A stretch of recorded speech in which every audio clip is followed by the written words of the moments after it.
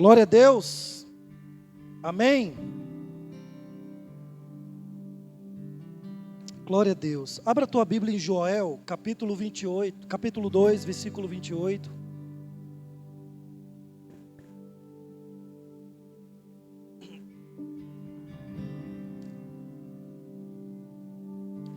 Existe uma palavra que está queimando no meu espírito e que eu quero compartilhar com vocês nessa noite.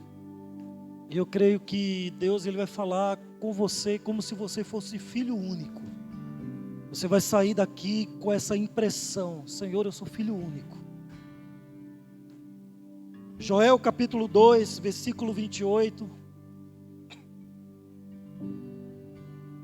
Eu quero ler nessa versão da NVI, que fala assim: e depois disso, derramarei do meu espírito sobre todos os povos, os seus filhos e as suas filhas profetizarão, os velhos terão sonhos, os jovens terão visões, até sobre os servos e as servas derramarei do meu espírito naqueles dias. Mostrarei maravilhas no céu e na terra, sangue, fogo e nuvens de fumaça. O sol se tornará em trevas e a lua em sangue, antes que venha o grande e temível dia do Senhor. E todo aquele que invocar o nome do Senhor será o quê? Será o quê? Pois conforme prometeu o Senhor, no monte Sião em Jerusalém, haverá livramento para os sobreviventes, para aqueles a quem o Senhor chamar. Levanta a tua mão comigo. Você pode invocar o nome do Senhor nessa noite? Começa a falar: Senhor, eu invoco o teu nome, eu invoco a tua presença. Eu invoco o nome de Jesus sobre a minha vida. Eu invoco o nome de Jesus sobre essa enfermidade, sobre essa dor. Eu invoco o nome de Jesus sobre todas as coisas na minha vida, sobre essa igreja, sobre esse ministério. Eu invoco o nome de Jesus sobre essa dor na minha alma. Eu invoco o nome de Jesus sobre essa dor nos meus joelhos, nos meus ossos. O Espírito de Deus me fala que tem pessoas nesse momento sendo tocadas nos ossos. Em nome de Jesus, você vai sair daqui nessa noite curado, curada, pelo poder de Deus, pela graça de Deus. Há uma graça de Deus sobre esse lugar. Em nome de Jesus, Senhor, nós invocamos o teu nome, invocamos o nome do Senhor, Yahvé Vaviré, o Deus Todo-Poderoso, o Deus Criador de todas as coisas, o Deus que enviou o seu único Filho, Yeshua HaMashiach, o Nazareno, e nós te adoramos, te bendizemos, porque tu és o Deus das nossas vidas, tu és o Deus que cura, tu és o Deus que sara, tu és o Deus que levanta, tu és o Deus que abate, mas tu és o Deus que honra. Ó Deus maravilhoso, te prometemos te entregar toda a honra, toda a glória e todo o louvor que pertence somente a ti, em nome de Jesus. Amém e amém. Você pode aplaudir ao Senhor?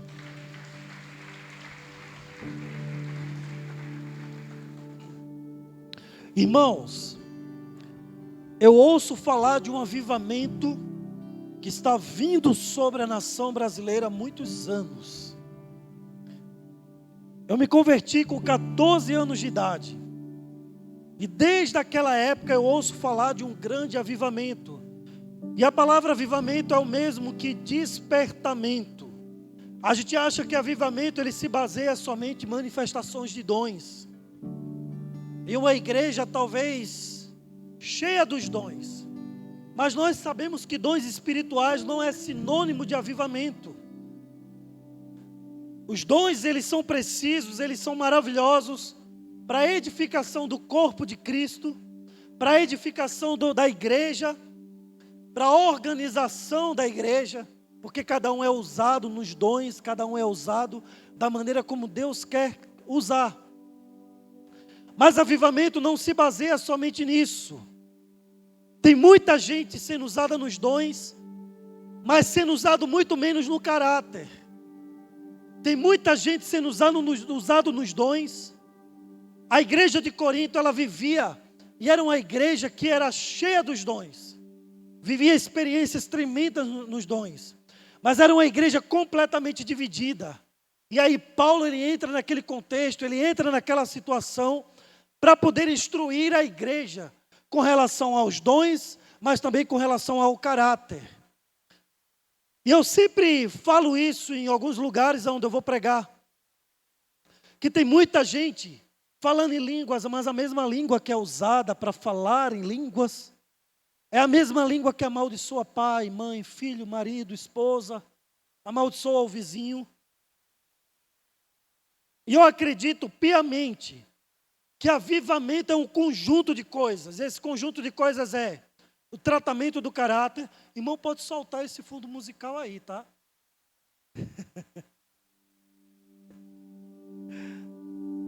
Agora, vamos criar um clima como se a gente estivesse no céu. Em nome de Jesus. Amém? Então, Deus, ele deseja derramar dons. Deus, ele deseja te usar nos dons. Mas antes disso, ele deseja te usar e te tratar o teu caráter. Às vezes nós não entendemos o porquê de tantas lutas, de tantas guerras que nós enfrentamos. E às vezes a gente fica até se perguntando por que eu estou enfrentando essa tribulação, essa guerra tão grande na minha vida.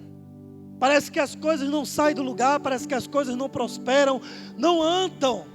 E na verdade a luta nada mais é, nada menos é do que muitas vezes Deus tratando o teu caráter e a tua personalidade, para Deus te colocar justamente no lugar onde Ele quer que você esteja, na posição aonde Ele quer que você esteja. Se você for ler o livro de Joel, capítulo 2, nos versículos anteriores, você vai ver uma proclamação do Espírito de Deus, através da pessoa de Joel, para um tratamento de caráter antes de um avivamento. Joel começa a proclamar, a declarar, a falar com sacerdotes, a falar com pessoas que eram provavelmente íntimas de Deus. E aí ele começa a falar assim, Deus começa a falar através dele. Chorem os sacerdotes, chorem as mulheres, saiam para as ruas, gritem, se arrependam, se humilhem, rasguem o coração e não mais as vestes. Parem de fingir que são adoradores. Parem de ir para a igreja somente levantar as mãos. Parem. Porque o que Deus estava querendo falar com Joel é o seguinte: não é somente o teu estereotipo, a tua maneira de se comportar por fora, que é sinal de uma transformação, mas é um espírito quebrantado na presença de Deus, que demonstra quem verdadeiramente você é. O pastor hoje estava falando que as pessoas tudo coloca agora no Instagram, nos status, menos o evangelho, menos o versículo bíblico. E eu dentro de mim eu falei assim, eu ia até falar, mas eu não falei para não escandalizar. Mas eu acho que aqui dá para falar. Na hora que ele falou isso, eu pensei assim: o Instagram fala do que está cheio o coração. Não é verdade? Não é sobre o que está fora de você, é sobre o que habita dentro de você. E Joel, ele começa a falar para todo aquele povo sobre um futuro brilhante, e um futuro onde Deus falou que derramaria do seu espírito sobre toda a carne, sobre todas as pessoas. Eu vivi numa época, há 24 anos atrás, Foi quando eu me converti, aliás, 23 anos atrás. Foi quando eu me converti. Eu vivi uma época de um avivamento pessoal, lá naquele lugar onde eu me converti. Eu sou de uma cidade chamada Olinda, em Pernambuco. Cidade do frevo. E eu me converti justamente nessa época. E era uma época que a gente ia para o culto, a gente ouvia a palavra, a gente estava sedento pela palavra, a gente queria viver a palavra. A gente queria sair para evangelizar, mas o evangelismo era resultado de uma vida cheia do Espírito Santo. E eu lembro que a palavra era pregada, a palavra era ministrada, irmãos. Parece ser história da carochinha. Mas muitos daqueles jovens, porque a igreja que eu fazia parte era uma igreja com muitos jovens.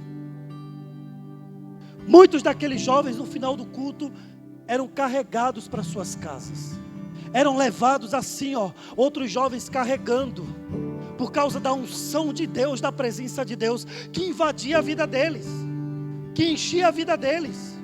Quantas vezes eu vi jovens, pessoas saindo da igreja, cheio da unção de riso, e no meio da rua serem carregadas até em casa e ficar até o outro dia, ali fluindo pelo poder do Espírito Santo. No dia que eu fui batizado com o Espírito Santo, eu passei 3 dias, ainda em êxtase, com aquela experiência que eu tinha vivido, porque eu era um tipo de agnóstico. Eu cria em tudo menos em Deus. Eu cria que existia uma força que regia todas as coisas, mas essa força era tudo menos Deus.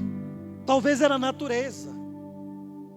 Jesus talvez existiu e talvez não. E se Jesus existiu, ele era um grande sábio, um homem muito evoluído. E aí no ano de 2000, quando eu entrei naquela igreja para fazer parte somente de um convívio social, num dia de terça-feira, culto do Espírito Santo, o pastor começou a orar por todo mundo caindo no chão, aquele mover do Espírito poderoso. E eu dizia, isso é psicológico. Falar em línguas é psicológico. Se eu quiser, eu abro a boca e falo.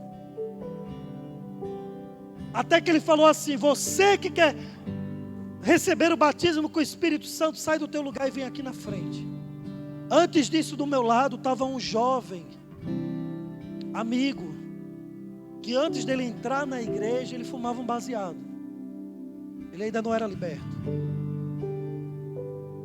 E ele fumava, depois entrava na igreja, glória a Deus. Ele fumava, mas depois ele entrava na igreja. Hoje ele é um grande homem, casado, liberto, transformado.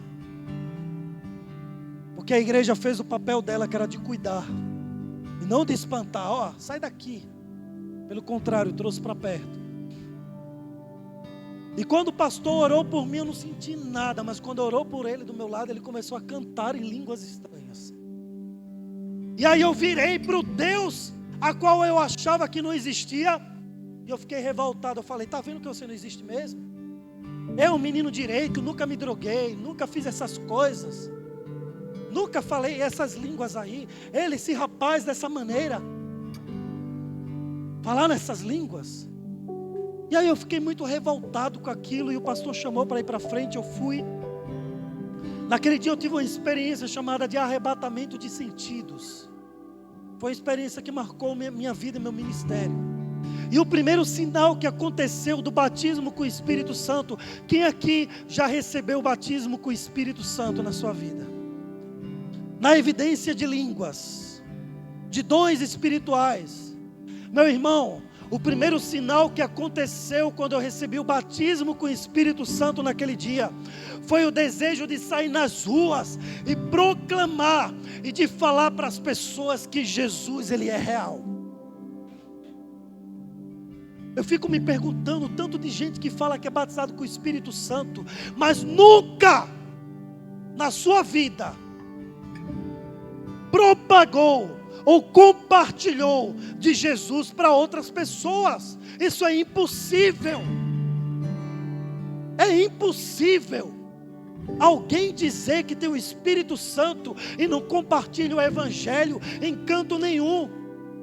Porque eu tenho medo de falar nas redes sociais e meus amigos me deixar. meus seguidores me largar.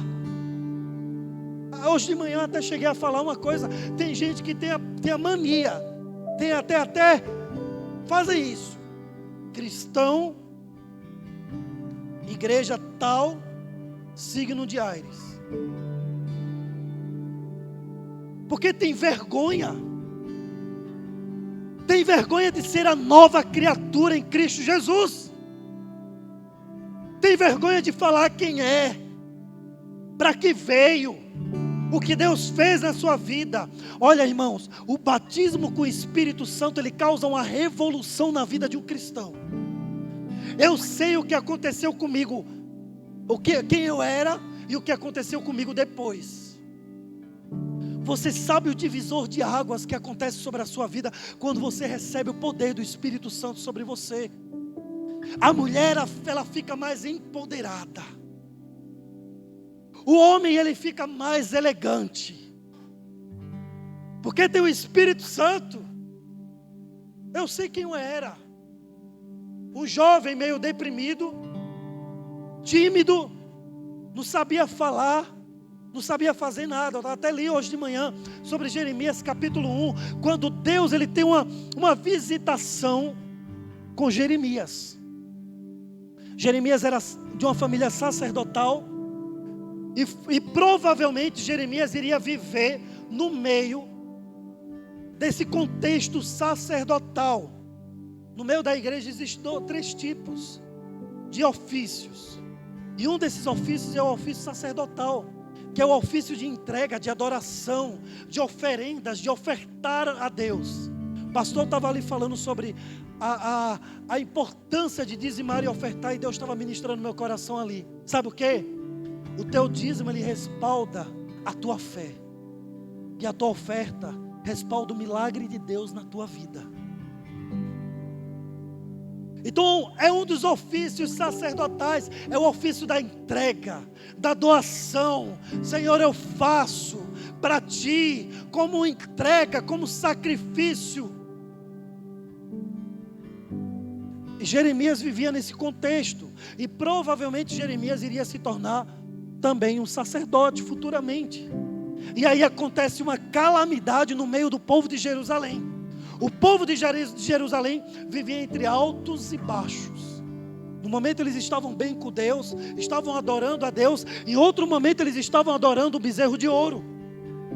No momento eles estavam caminhando com Deus, estavam vivendo para Deus. Em outro momento eles estavam andando totalmente na contramão de Deus. E esse viver na contramão de Deus trazia uma série de consequências sobre eles. Eles viram codornizes cair do céu, o maná cair do céu para eles se alimentarem. Eles viram o mar se abrir na frente deles. De dia, uma coluna de nuvem guiava eles no céu para protegê-los, para livrá-los. De noite, uma coluna de fogo. Mas mesmo assim, eles tinham um coração obstinado muitas vezes. Eles queriam tudo que era contrário a Deus. E aí acontecia que eles viviam debaixo de muita prisão, sendo levados cativos, a cidade sendo sitiada, sendo conquistada, roubada. Deus permitia com que outros reis conquistassem a cidade, matassem algumas pessoas. E aí no meio da calamidade, Deus vai e levanta um profeta. Deixa eu te dizer uma coisa, no meio da calamidade Deus quer te levantar. No meio da luta Deus quer te levantar. Sabe por que Deus quer te levantar? Porque ali, no ambiente onde você está inserido, é o lugar onde Deus quer salvar, é o lugar onde Deus quer libertar, é o lugar onde Deus quer transformar, e Ele quer usar você, Ele quer usar a tua vida. Sabe a rainha Esther? Eu amo falar sobre ela, porque ela foi escolhida no meio de tantas outras mulheres, outras jovens. E aí, ela participa daquele concurso de beleza. e é escolhida para ser a rainha, para ser a esposa do rei.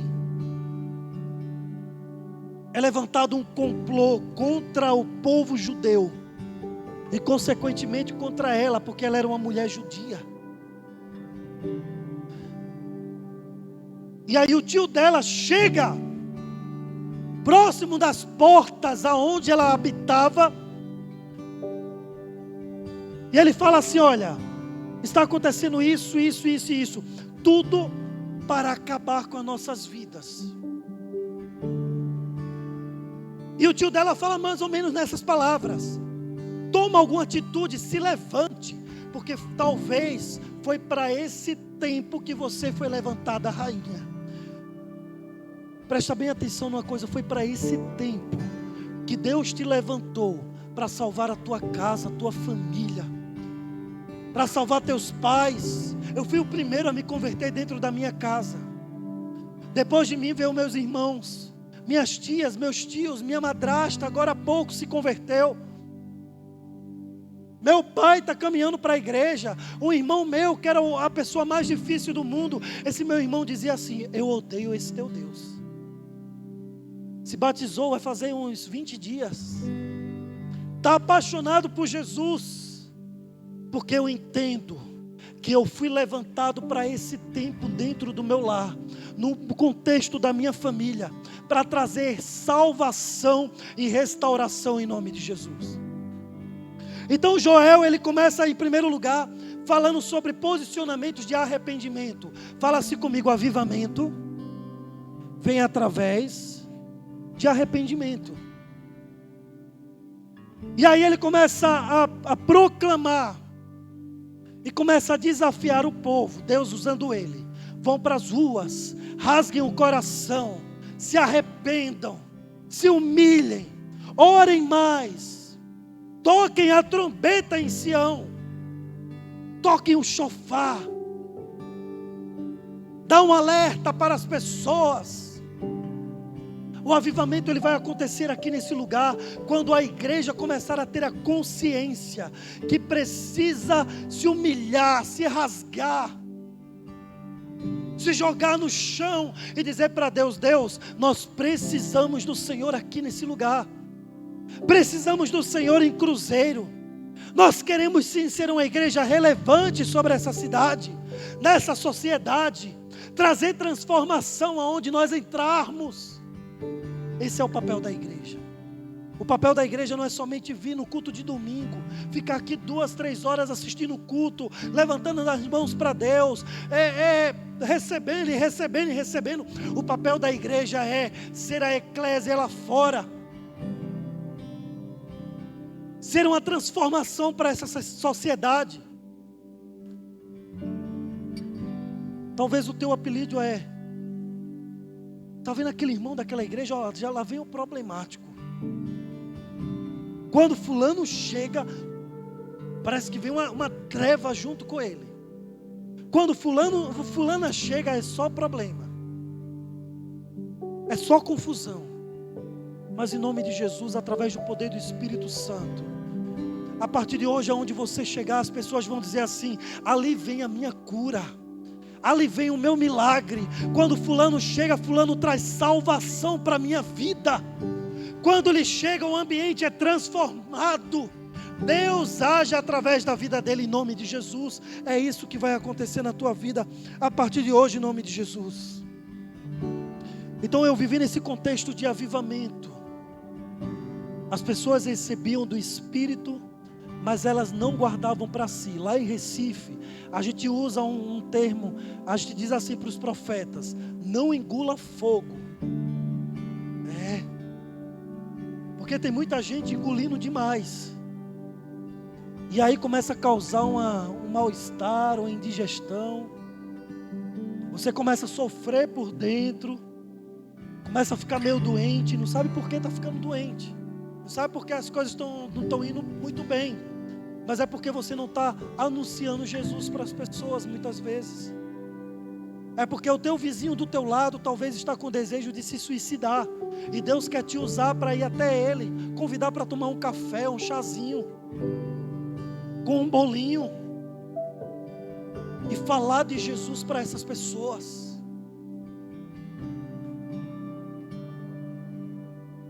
Em primeiro lugar foi com conversão, jejum, choro, pranto, que é onde o avivamento vem.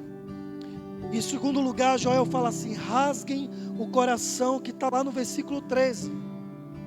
Mas no versículo 14, Joel fala assim: tragam ofertas, ofereçam para Deus. O trazer a oferta é como se Deus estivesse falando assim para eles: se desprendam de tudo, se desprendam daquilo que prende vocês, se desprendam daquilo que ocupa o lugar de Deus na vida de vocês. Entreguem. Eu me lembro que uma vez eu estava numa igreja e o apóstolo dessa igreja estava pregando e falando sobre dízimos e ofertas. E eu estava desempregado nessa época. Eu tinha saído do campo missionário, tinha ido para a minha cidade. E eu estava com a passagem, me lembro como se fosse hoje, faz alguns anos atrás, a passagem para eu voltar para casa no bolso e umas moedinhas no outro bolso, que era o troco da passagem de ida. E aí o Espírito Santo falou assim para mim: entrega tudo o que você tem no bolso. E eu imediatamente falei: não, como é que eu vou entregar tudo? E como é que eu vou voltar para casa? E aí o Espírito Santo ficou, as pessoas já estavam indo no gasofilácio, colocaram as suas ofertas. E aí o Espírito bradou no meu espírito e falou: entrega! Falei: tá bom, tudo bem. E eu peguei assim, eu ainda quis barganhar com Deus. Eu falei: não, eu vou colocar a mão no bolso das moedas e vou lá e vou entregar as moedas. E aí o Espírito Santo fez: é tudo. Peguei tudo, eu falei: tá bom. Fui lá, coloquei, voltei feliz, orei, glória a Deus, obedeci a Deus. O primeiro sinal é que quando eu estava saindo para ir para minha casa, e eu ia a pé, porque eu não tinha dinheiro, mas estava feliz, coração aliviado. O apóstolo da igreja falou assim: Cláudio, você está indo para onde? Eu fiz: estou indo para casa. Ele: aguarda aí que eu vou te levar. Tá bom, glória a Deus, me lembrei da pipoca. Glória a Deus. Toda segunda-feira eu fazia um culto numa casa de festas, um culto interdenominacional. Ia muitos irmãos, muitos obreiros, pessoas de outras igrejas. E uma semana após essa minha atitude, esse apóstolo chegou lá, porque eu me desprendi, ele não sabia de nada. Deus sabe que eu me desprendi daquilo que impedia a voz de Deus agir no meu coração. E aí eu peguei aquilo, entreguei, me desprendi. E uma semana depois, aquele apóstolo chegou com um envelope na mão. E ele falou assim: pastor Cláudio, eu passei em alguns gabinetes de vereadores, não sei o que, e eu senti de levantar uma oferta para uma pessoa. E essa oferta é para você. Eu amei. Quando eu abri, irmãos, tinha 100 vezes mais do valor que eu tinha entregue na presença de Deus. A atitude de entregar. Deus está falando nessa noite com você hoje. Entrega tudo o que te prende, o que te impede de fluir em Deus, de fluir na presença de Deus. Naquela mesma semana, uma porta de emprego excelente, com excelência, se abriu para mim, para eu receber o dobro do que eu recebia em outros lugares que eu já tinha trabalhado. No lugar de excelência, trabalhando 12 por 36. Trabalhava um dia sim, outro não, ia para a igreja, fazia obra, servia na minha igreja local. Porque você precisa se desprender. Deus está falando com você nessa noite: se desprenda. Quando você se desprender, vai vir avivamento de Deus sobre a tua vida. Você vai sair daqui incendiado pelo poder de Deus, em nome de Jesus. O poder do Espírito Santo causa uma revolução. E é essa revolução que Deus quer trazer na tua vida, esse divisor de águas. Talvez você está andando triste, angustiado, frustrado, mas é porque está faltando a plenitude, talvez, do Espírito de Deus sobre a tua vida. Eu costumo dizer para as pessoas aonde eu chego, e eu falo isso com orgulho em Cristo Jesus: principalmente quando eu chego para jovens. E eu falo assim, olha, o meu primeiro amor nunca esfriou, mas nunca esfriou porque eu sempre busquei estar cheio e andar cheio do Espírito Santo. Eu sempre busquei andar orando, buscando, mergulhando. Quando eu percebo que eu estou longe da palavra, eu já corro para ela. Quando eu percebo que eu passei algum dia sem orar, eu já fico agoniado, já fico angustiado. Eu falo, Deus, eu preciso orar. Porque você precisa manter essa chama acesa. Existiam vários avivamentos na história em muitos lugares. Eu estava contando para o pastor sobre os missionários moravianos. Quem aqui já ouviu falar dos missionários moravianos? Alguns irmãos. Eram missionários que viveram um avivamento tão grande sobre a vida deles, que eles eram capazes de se venderem como escravos para ganhar os escravos para Jesus. Pastor, eu posso descer? Tem algum problema? Eu gosto de pregar perto das pessoas. E eu estava contando para o pastor o seguinte. Eu ouvi essa história no campo missionário lá em Juazeiro do Norte. Uma vez um missionário que dormia no mesmo quarto que eu, Ricardo, ele falou assim, senta aqui nessa cama do meu lado. E eu me sentei. E ele falou, vamos passar uns 10 minutos orando em línguas. Eu falei, amém. E a gente ficou lá, orando em línguas. E aí teve um momento que ele parou e fez assim, eu quero ser como os missionários moravianos. A primeira vez que eu tinha ouvido falar sobre eles. E eu, quem eram esses? E ele começou a contar e ele falou assim, na história diz que eles eram acordados pelo Espírito Santo para ir fazer uma missão. O avivamento que eles viviam. Porque avivamento resulta nisso, resulta em intimidade com Deus, resulta em profundidade com Deus. Quem tem intimidade com Deus, quem anda no Espírito, a Bíblia diz que o homem espiritual, ele discerne todas as coisas e por ninguém é discernido. Quem tem profundidade com Deus começa a compreender as coisas que estão ao seu redor, como nenhuma outra pessoa compreende. Você tem discernimento dos fatos, dos acontecimentos. Está uma confusão na família, você sabe por que está havendo aquela confusão. Eu contei para o pastor que eu estava cuidando de uma moça, que era uma moça normal. Mas de repente ela surtou, ficou louca, ao ponto de sair correndo na rua pelada. O pastor dela mandou ela lá na base missionária. E aí eu comecei a orar com ela, tratar com ela. E aí Deus começou a me dar a raiz da situação. Coisas que nenhum psicólogo, nenhum psicanalista puderam resolver com essa moça. O Espírito pode resolver. E quando os missionários moravianos eram acordados, diz a história que a cama deles do lado afundava, como se alguém estivesse sentando do lado deles e conversando com eles. E eu falei, Deus, eu quero essa intimidade. Eu quero ser orientado pelo Espírito nessa intimidade. Eu quero chegar nos lugares nessa intimidade. Eu quero entrar nas vielas, nos becos, nas favelas, nessa intimidade do Espírito. Irmãos, nós estamos nos últimos dias. E deixa eu te falar uma coisa, eu ouço falar sobre isso, sobre a volta de Jesus, desde que eu me converti. Mas eu nunca tive tanta certeza como eu tenho agora que Ele está voltando. Se a igreja não se levantar como uma igreja empoderada no Espírito,